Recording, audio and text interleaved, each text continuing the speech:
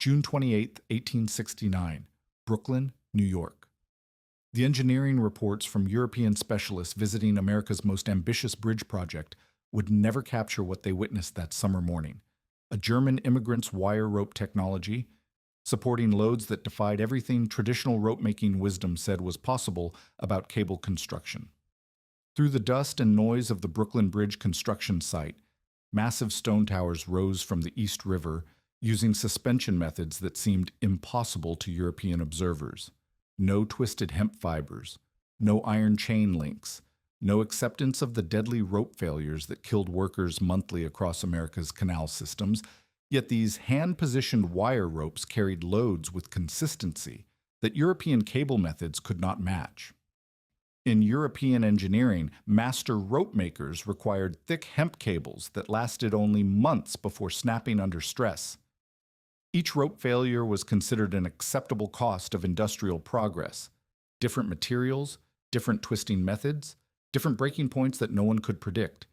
The Americans were operating with cable philosophy the Europeans had never imagined possible. Individual wire testing, parallel positioning without twisting, uniform tension across every strand. Rope strength that would endure not months, but decades beyond what European methods achieved.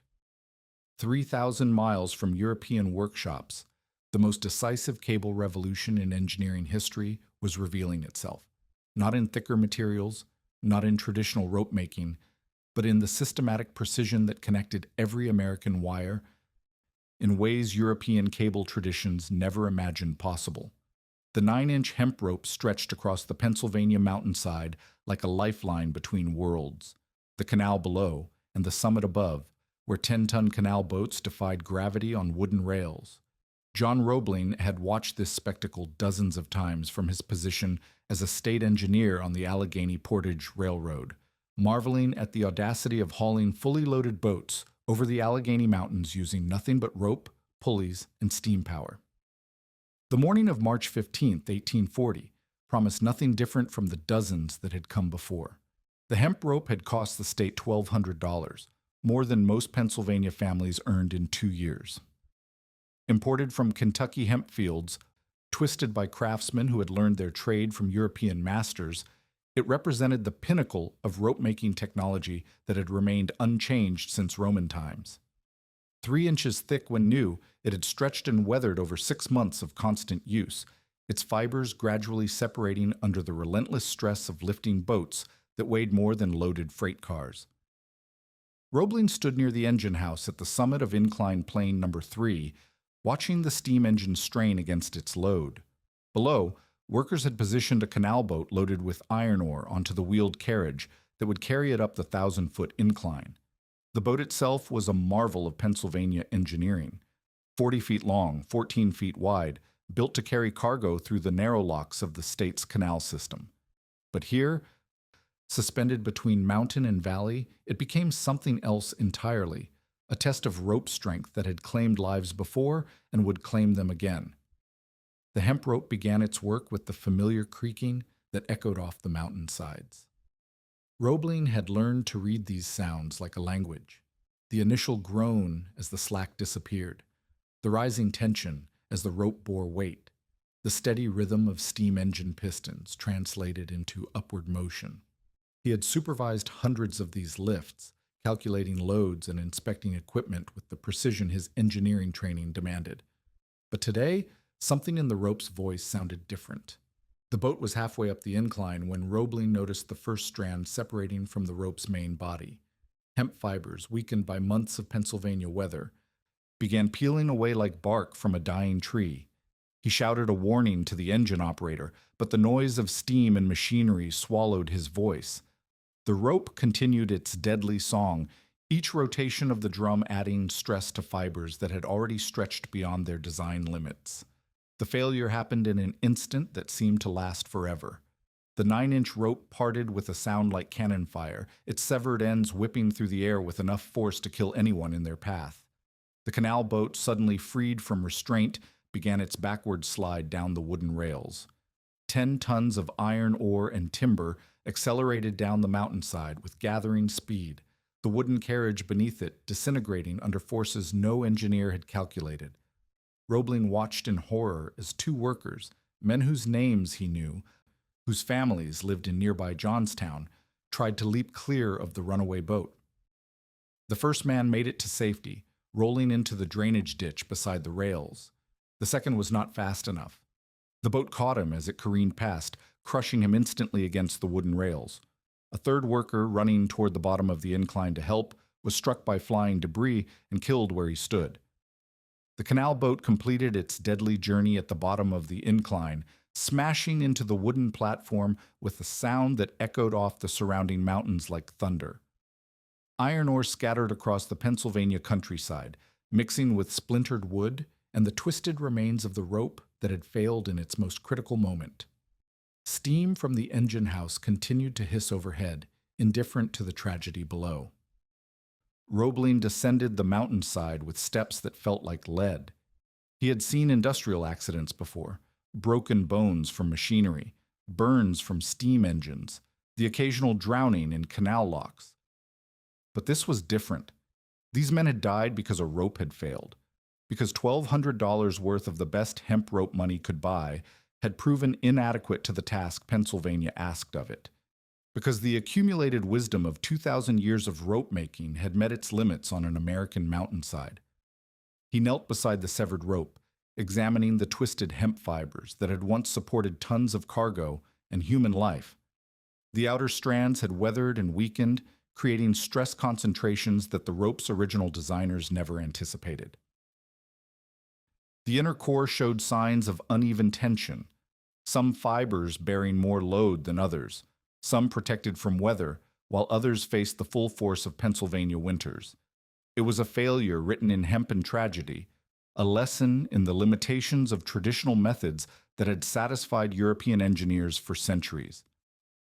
That evening, in his small office overlooking the canal basin, Roebling began sketching something that had never been built before.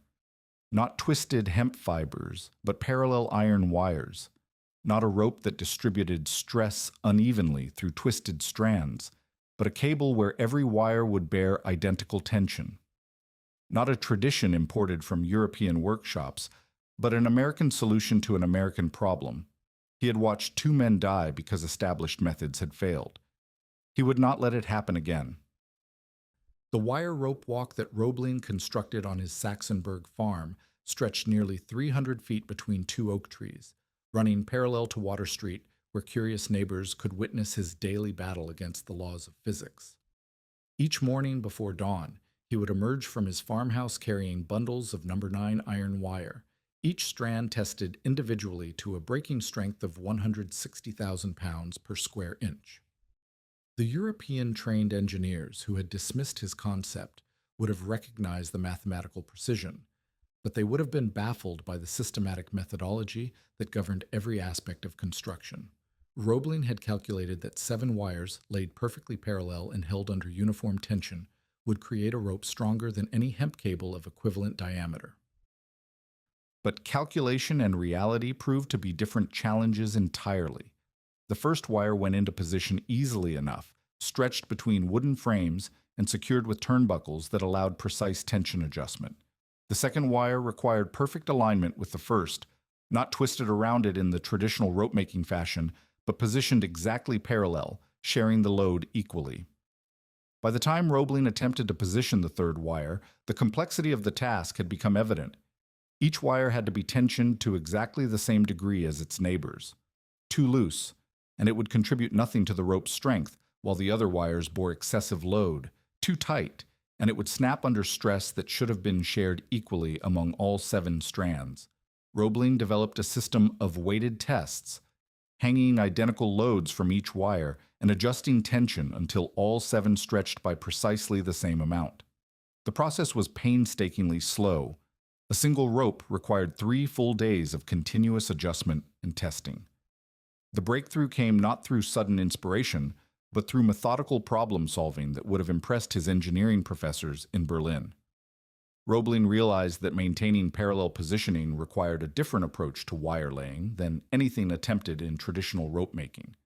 Instead of twisting the wires around each other, he would lay them in a spiral pattern around a common axis, with each wire following the same helical path without rotating on its own axis. The mathematical elegance was unmistakable. 7 wires following identical spiral paths would share load equally while maintaining the flexibility necessary for practical use. On July 16, 1842, Roebling submitted patent application number 2720 to the United States Patent Office. The language was precise and unambiguous. The manner of laying consists in laying the wires in spirals around a common axis without twisting the wires individually and subjecting them each to a uniform and forcible tension. The patent examiner, unfamiliar with rope-making technology, initially rejected the application as too similar to existing methods. Roebling's response filled 14 pages with mathematical proofs and engineering diagrams that demonstrated the fundamental differences between his parallel wire system and traditional twisted rope construction. The first practical test came when the Allegheny Portage Railroad agreed to let Roebling replace one of their hemp ropes with his experimental wire cable. The location was incline number 3, the same mountainside where 2 men had died from hemp rope failure 2 years earlier. Railroad officials made their skepticism clear. The wire rope would be tested under normal loads, but at the first sign of failure, operations would immediately revert to hemp. Roebling accepted these terms, knowing that his reputation and possibly his future in America depended on the performance of 7 iron wires positioned by hand on his Saxonburg farm. The test load was a canal boat carrying 9 tons of iron ore, less than the maximum capacity, but heavy enough to stress test the new cable under real working conditions.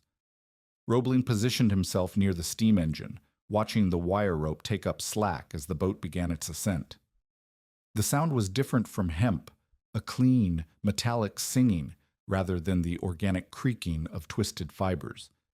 Each wire in the cable was bearing exactly 1/7 of the total load, distributing stress in a way that hemp rope, with its uneven fiber construction, could never achieve. Halfway up the incline, the wire rope encountered its first real test. A wooden crossbeam on the boat's carriage had shifted, creating an unbalanced load that would have caused dangerous oscillation in a hemp rope. Roebling's wire cable absorbed the irregularity without complaint, its 7 parallel wires adjusting their individual tensions automatically while maintaining overall stability. The boat reached the summit without incident, and more importantly, without the fiber separation and strand failure that marked the final days of every hemp rope on the railroad. Word of the successful test spread through Pennsylvania's engineering community with the speed of canal boat gossip. Charles Ellet, America's most prominent suspension bridge engineer, traveled from Philadelphia to examine Roebling's wire rope personally. Ellet had built bridges using traditional methods, hemp cables supplemented with iron chains, designs that followed European precedent established by masters like Thomas Telford. He spent 3 hours studying Roebling's manufacturing process, testing individual wires and measuring tension distribution across the completed cable. Ellet's verdict was grudgingly positive but cautious. The mathematical theory appears sound, and initial performance is promising. However, long-term durability remains unproven, and manufacturing complexity may prevent practical application on a larger scale. Other engineers echoed similar concerns. The hand positioning of individual wires seemed impossible to scale beyond small applications. The precision required for uniform tension appeared too demanding for ordinary workers. The entire system depended on craftsmanship that American industry, with its emphasis on speed and cost reduction, might not be willing to support. But Roebling had witnessed hemp rope failure kill 2 men, and he understood that engineering excellence required accepting no shortcuts. Each wire in his cables would be individually tested. Every strand would be positioned by hand. Uniform tension would be verified through measurement, not assumption. If American industry demanded shortcuts, he would prove that superior performance justified superior methods. The wire rope revolution would succeed not by compromising with existing practices, but by demonstrating that handcrafted precision could create strength that mass production could never match. The Allegheny River Aqueduct rose from the Pennsylvania landscape in 1845 like a monument to American audacity. 7 spans of wooden trough, supported by wire cables that European engineers declared mathematically impossible. Roebling had designed each span to stretch 162 feet across the river, carrying the weight of canal boats and water in a suspended wooden channel that defied every precedent in European aqueduct construction.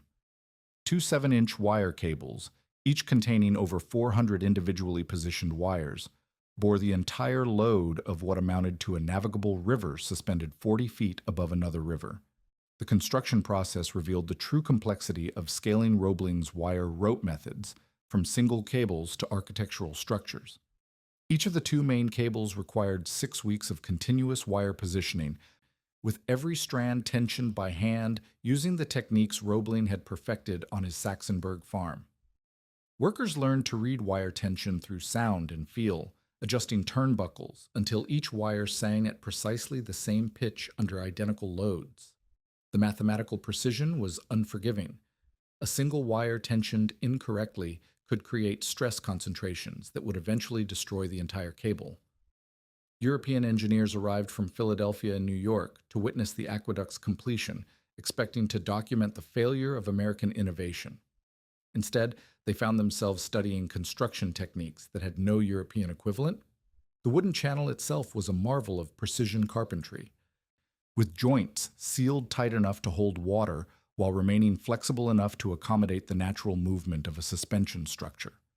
Canal boats crossed the aqueduct without the slightest indication that they were traveling 40 feet above solid ground, the wire cables absorbing their weight and motion with mechanical smoothness that traditional rope and chain systems could never achieve.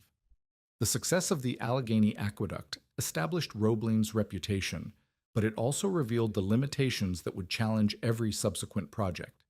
Hand positioning individual wires remained impossibly labor-intensive for larger structures. The aqueduct's 400 wires per cable had required skilled workers laboring 12 hours daily for 6 weeks. Scaling to suspension bridges would demand cables containing thousands of wires, each requiring the same meticulous attention to tension and positioning. American engineering might prove superior to European methods, but only if American industry could support craftsmanship that European mass production had abandoned. The Cincinnati Suspension Bridge project, begun in 1856, would test whether Roebling's methods could cross the 1,000-foot barrier that had defeated every previous American bridge builder. At 1,057 feet, the bridge would be the longest suspension span in the world, supported by 4 main cables, each containing over 3,000 individual wires. The engineering challenges multiplied exponentially with scale, not just more wires, but longer spans creating greater loads, taller towers requiring deeper foundations, and anchorages that must resist pulling forces exceeding anything previously attempted in American construction. Roebling approached the Cincinnati project with systematic methodology that impressed even his European critics. Each main cable would contain 3,096 wires, arranged in 19 bundles of 163 wires each.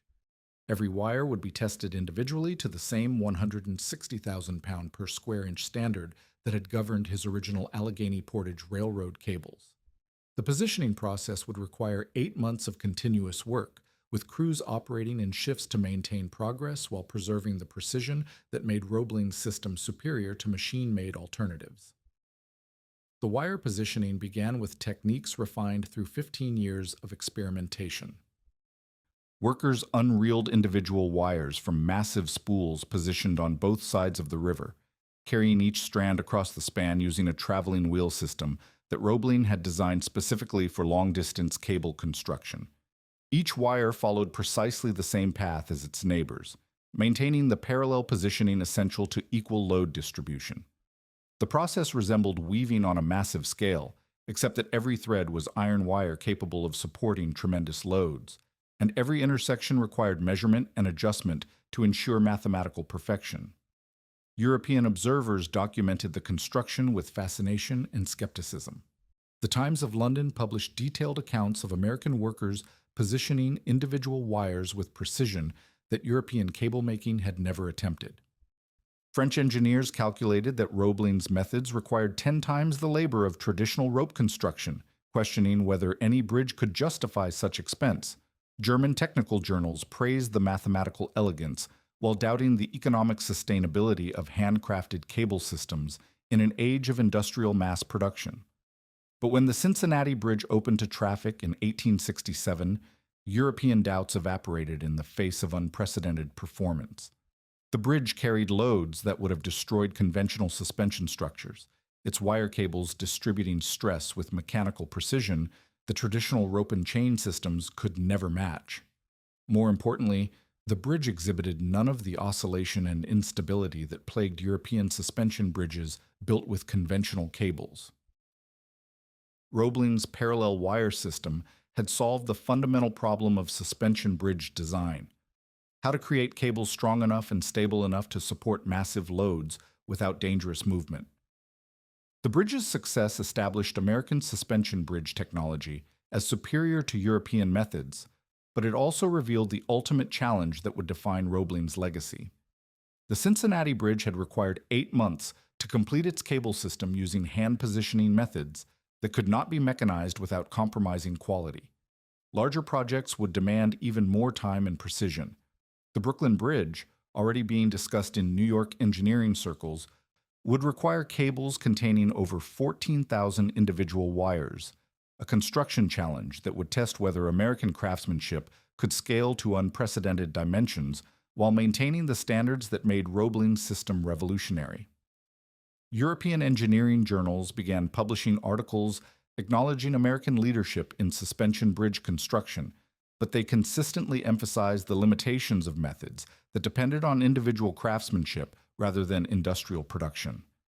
The question remained whether American industry could support the level of precision that Roebling's revolutionary system demanded, or whether the pressure for faster, cheaper construction would force compromises that would undermine the very qualities that made American suspension bridges superior to their European counterparts.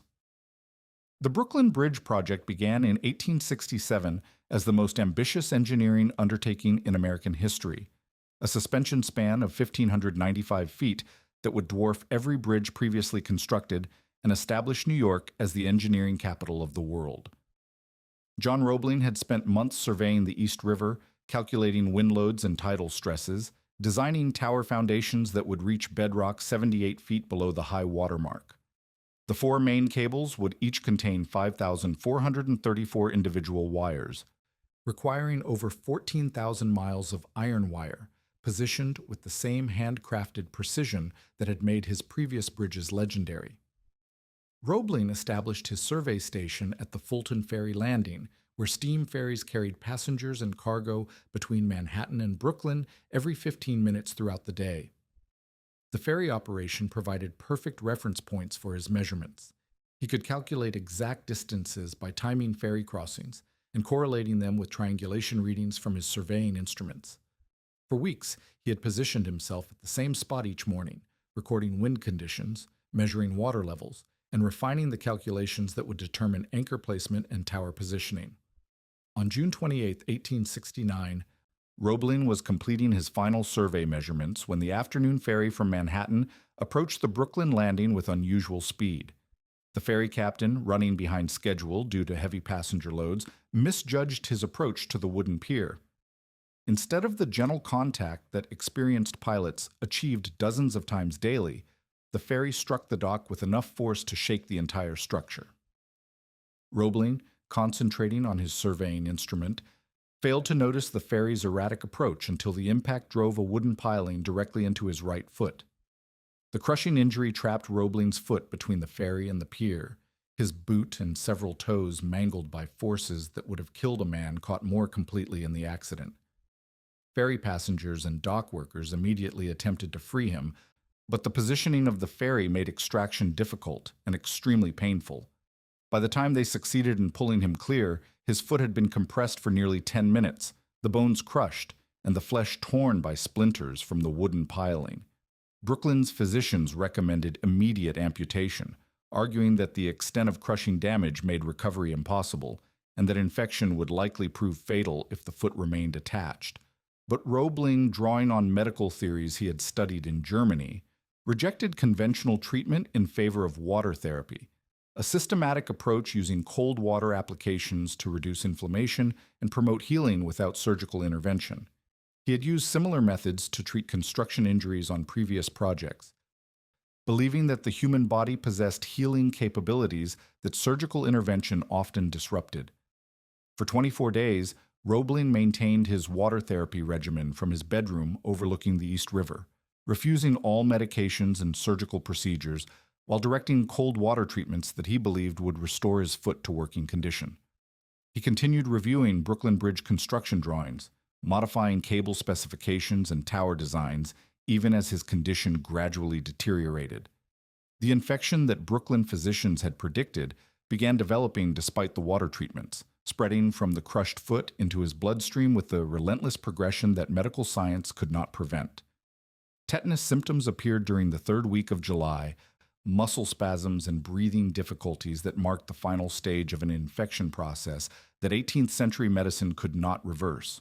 Roebling's family summoned specialists from New York and Philadelphia, but the bacterial infection had progressed beyond any treatment available in 1869.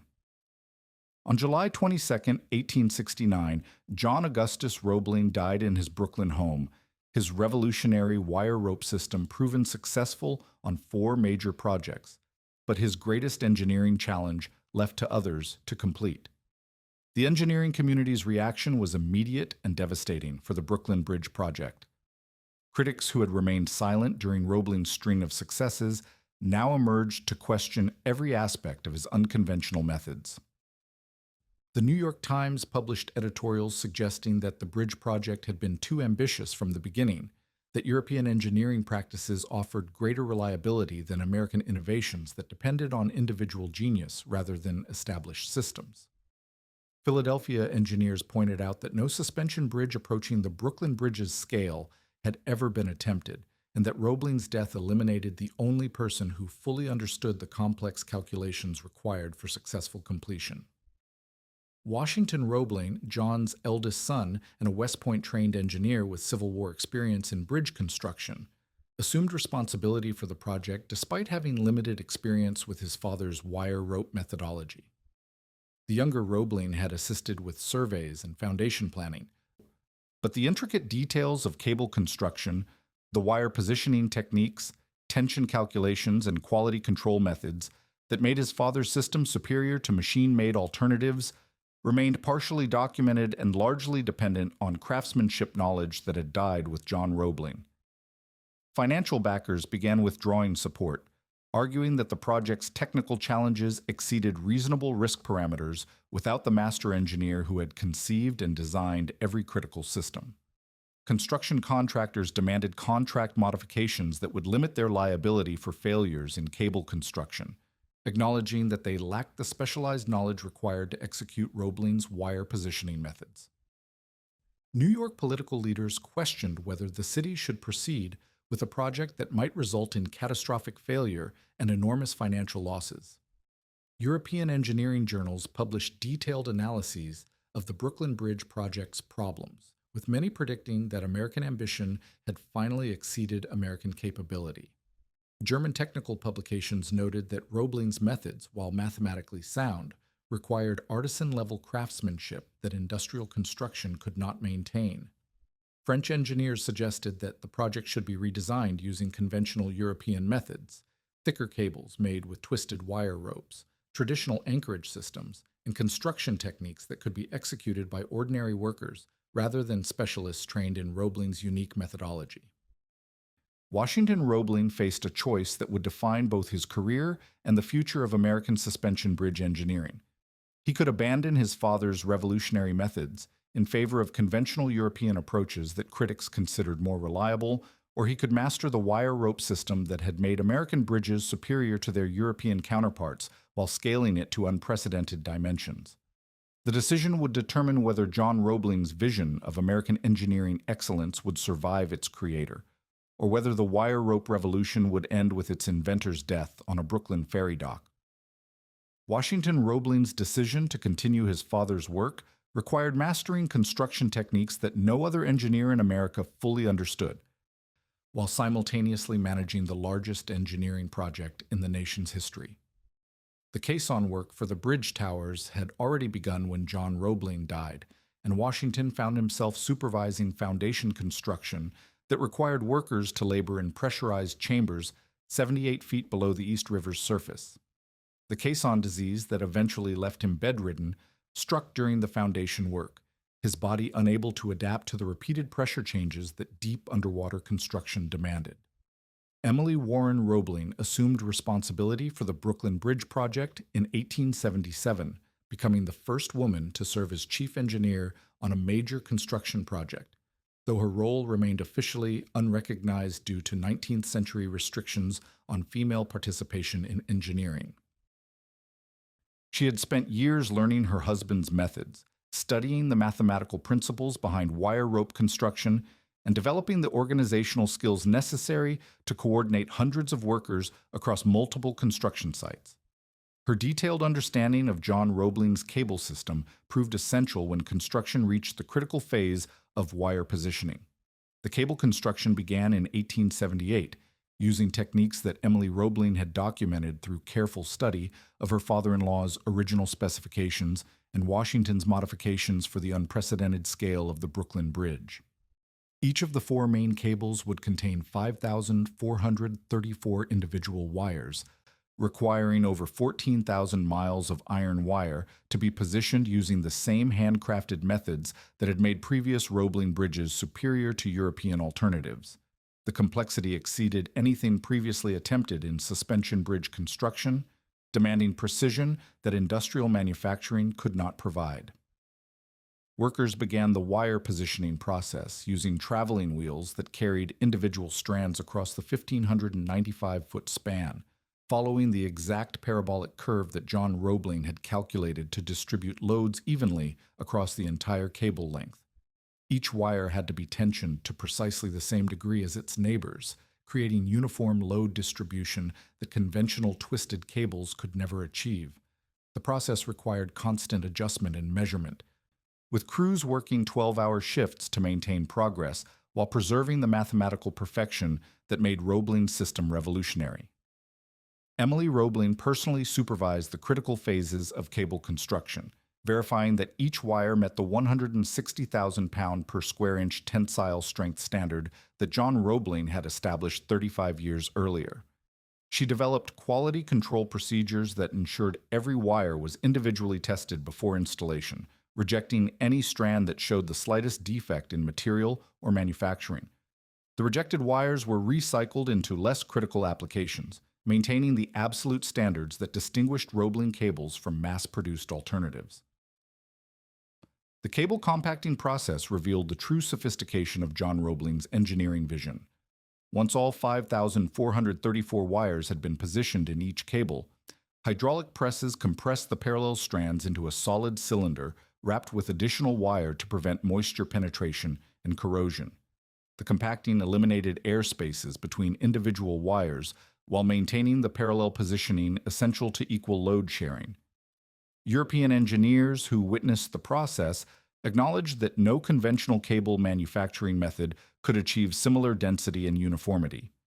Construction delays stretched the project timeline to 14 years, but Emily Roebling refused to compromise the wire rope standards that had made American suspension bridges superior to European designs. Critics argued that faster construction using machine-made cables would reduce costs and accelerate completion, but she understood that the bridge's long-term performance depended on the handcrafted precision that industrial methods could not provide. Each wire positioned by hand represented a commitment to engineering excellence that would determine the bridge's lifespan. May 24, 1883, marked the Brooklyn Bridge's opening celebration, with President Chester Arthur and New York Governor Grover Cleveland leading a procession across the completed span. The bridge carried pedestrian and vehicle traffic loads that exceeded original design specifications, its wire cables distributing stress with mechanical precision that traditional suspension systems could never match.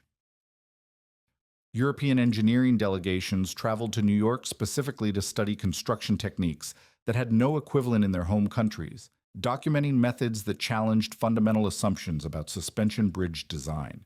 The bridge's performance during its first decades of operation vindicated every aspect of John Roebling's revolutionary approach to cable construction. Load tests conducted in 1896 demonstrated that the hand-positioned wire cables showed no signs of the stress concentration and fatigue that plagued machine-made alternatives. The parallel wire arrangement distributed loads so evenly that individual wire failures had no measurable impact on overall cable strength, creating redundancy that traditional twisted cable systems could not provide. By 1925, 42 years after opening, the Brooklyn Bridge carried traffic loads 4 times heavier than John Roebling's original calculations, yet the wire cables showed minimal wear and no structural deterioration. Engineers studying the bridge discovered that the hand-positioned wires had developed a self-adjusting load distribution system with individual strands automatically compensating for any variations in tension or material properties. The mathematical elegance of parallel wire construction had created a cable system that actually improved with age, becoming stronger and more stable as traffic loads gradually pre-stressed the wire arrangement into optimal configuration. Modern suspension bridges built with machine-made cables during the early 20th century began showing signs of wire fatigue and stress concentration within 15 to 20 years of construction, requiring expensive cable replacement programs that the Brooklyn Bridge never needed. The contrast became stark by mid-century. Roebling's handcrafted cables continued performing flawlessly, while newer bridges demanded constant maintenance and periodic cable replacement. Engineering schools began studying the Brooklyn Bridge as an example of construction quality that modern manufacturing methods had failed to match. The final vindication came through simple longevity measurements that no amount of theoretical analysis could dispute. 140 years after construction, the Brooklyn Bridge continues carrying traffic loads that exceed modern highway standards, its wire cables showing structural integrity that contemporary suspension bridges achieve only through constant maintenance and periodic replacement. The 14,000 miles of individually positioned wire that Emily Roebling supervised represents the ultimate proof that American craftsmanship, when applied with mathematical precision and uncompromising standards, creates engineering solutions that outlast the industrial shortcuts designed to replace them.